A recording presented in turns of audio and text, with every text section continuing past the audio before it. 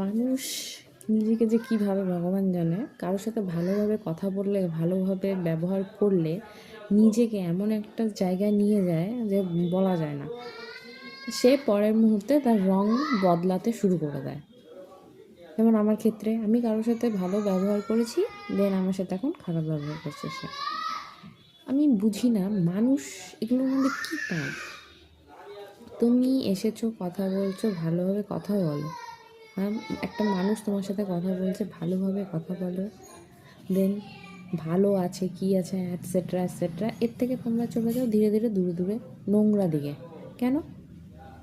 কিসের জন্য? ফেসবুকে যত মেসেঞ্জার আছে সব সব মেয়েদের সাথে যে কি তোমরা কি এগুলো করে বেড়াও নাকি?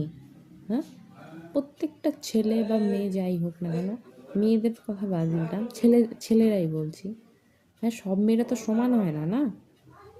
কেন সবসময় নোংরা কথা, নোংরা টপিক নিয়ে কেন কথা হয়? হ্যাঁ, এখানে মানুষ একজন পরিষ্কারভাবে ক্লিনভাবে কাজ করতে এসেছে, সেই কাজের জায়গাটাকে তোমরা কেন নষ্ট করতে এসেছো? হুম, এটা আমার থটে এসেছে আজকে, না বলে পারলাম না আমি। এত বাজে লাগছে আমার। বন্ধুত্ব সম্পর্কটাকে বন্ধুত্বের মতন রাখো না, সেটাকে একদম নোংরা জায়গায় নিয়ে যাচ্ছ কেন?